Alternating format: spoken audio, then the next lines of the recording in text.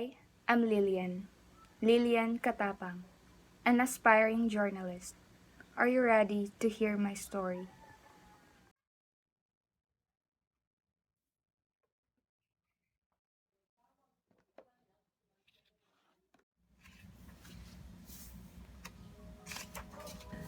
Somewhere out there is someone who is weaving his or her life on the thin thread between life and death. Come now, my dear people, gather round this four-cornered room as I tell you a story from a forgotten page of the past. A 1945 voiceless story from the glimpse of our history. And now, it is meant to be heard. In the middle of the World War II, year 1945, a daughter, a sister, and a friend was known, 𝚙𝚘𝚗𝚝𝚗𝚘, a 19-year-old lady who lived with her mother and 6 younger sisters. She became the breadwinner of her family after her father died. She was not able to receive any proper education, and yet she equipped herself with knowledge that were handful for her living. She picks up things quickly, and reading was her hobby. 𝚙𝚘𝚗's name bears the meaning of spiritual peace, and her mother indeed picked the right name for her daughter. Her name has soundly resembles her entire being in a perfect sense. In a small village of Mintal, Davao, she was known to be a very hard-working daughter and a loving sister and a caring friend. Her warm heart was the spark of hope that her people held on to amidst the chaotic way they were facing. 𝚙𝚘𝚗 was skilled in terms of herbal and oriental medicines. Her neighbors would often visit their small kubo for consultation and remedies of any common illnesses.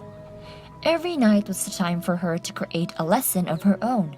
She'd study every single plant, from their textures to their names and even their smells.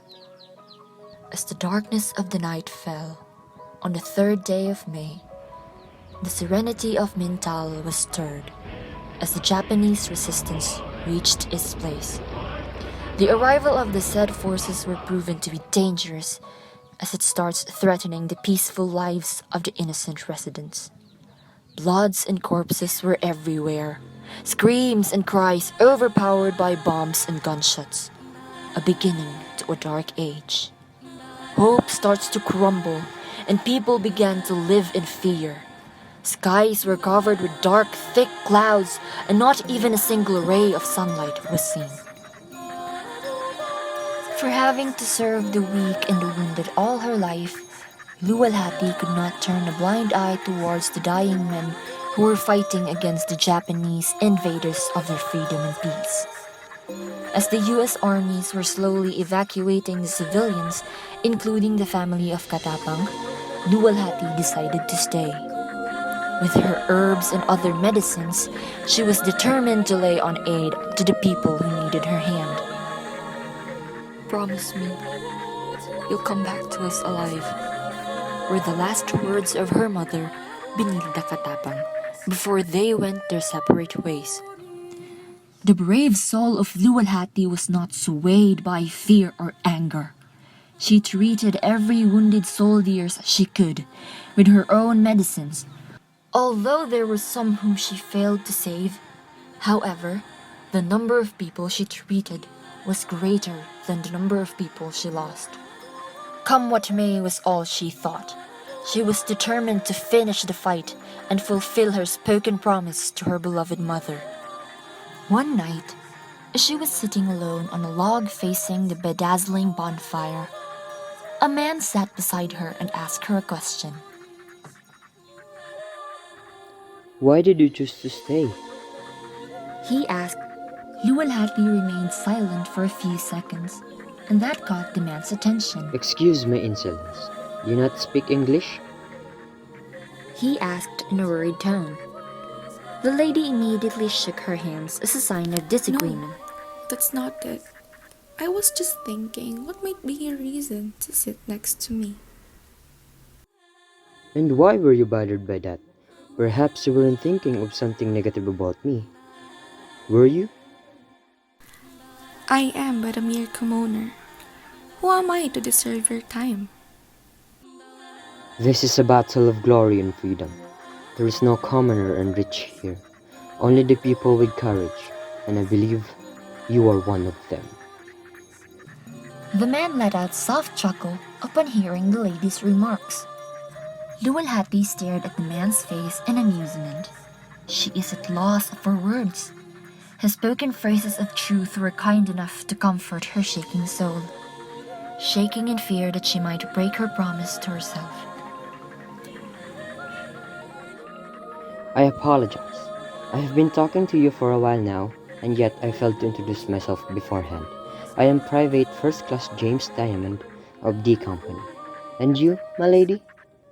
James extended his right arm as a gesture of respect. 𝚤𝚏𝚗𝚡𝚙 𝚙𝚘𝚗𝚝𝚙 Was all she can say, and extended her arms as well, reaching his hand. However, the lad was rather odd. He took her hand and offered a kiss on the back of her palm instead of giving a handshake, and it took the lady by surprise. You shall shine above the darkness, and the sea of thick clouds shall be nothing compared to your ray of hope. He says, sincerity enveloping every last of his words, while eyes are directly, deeply planted onto hers. Day by day, the knock of the death became more certain than it ever was, and the day they feared the most finally came, when death ambushed the doors by surprise as the Japanese reinforcements arrived in a snap of a finger. Caught off guard and taken aback by their sudden appearance, the U.S. armies and their other soldiers were put to a disadvantage. As the enemies start to wreak havoc, 𝚤𝚏𝚗𝚝 carved one last promise to her heart. I will return, safe and alive. The U.S. armies were forced to withdraw and back down. As they were in the middle of retreating, more of the enemy's alliance arrived, overpowering the forces of the U.S. Army. From that very day, May 14th, marked the birth of our heroes. Individual acts of heroism often spell the difference between victory and defeat in desperate fighting. Left with no choice and with the hopes of having her people and other soldiers make refuge to safety, 𝚤𝚏𝚗𝚝 decided to stay, to stall in for more time for others to escape quickly. Together with her who chose to stay was the man in uniform who pledged to offer his life for freedom of the many. As the tension grew higher between the two opponents, Private First Class James Diamond of D Company fell mortally wounded as he was leading a patrol to evacuate more casualties when he came under heavy attack. Upon the occurrence of this scene, 𝚤𝚏𝚗𝚝 could not bear the sight of the dying hero.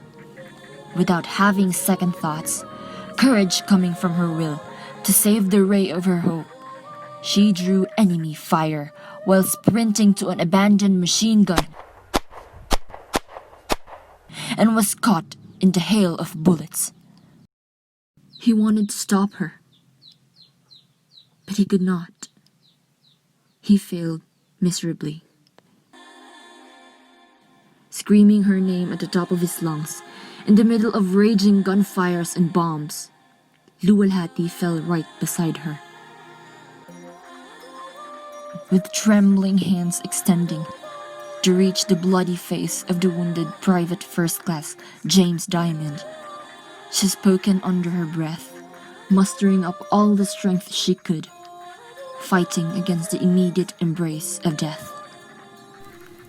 This lifetime isn't made for us. I apologize for I could not live long enough to become a ray of hope.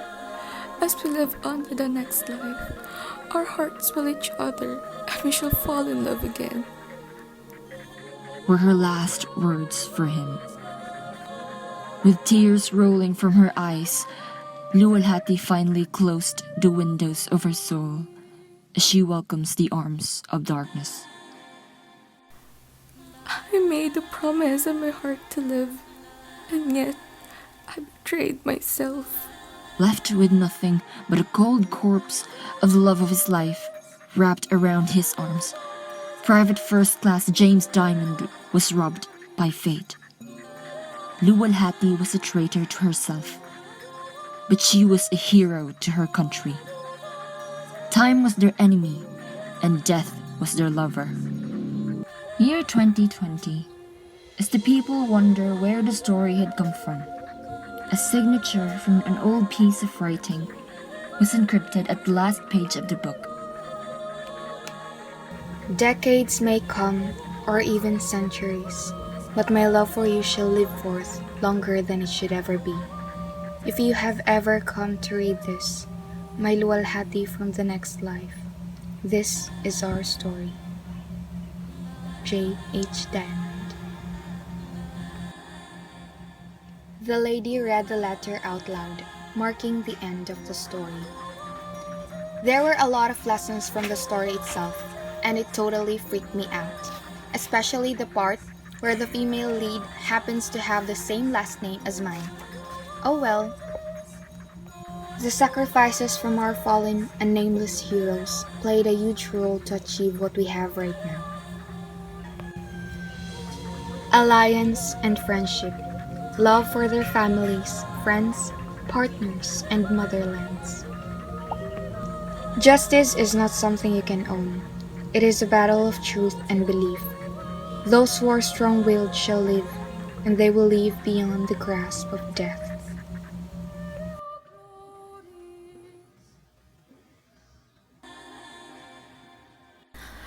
I am 𝚤𝚑𝚗𝚗𝚘𝚗𝚘, and I fought for justice and freedom.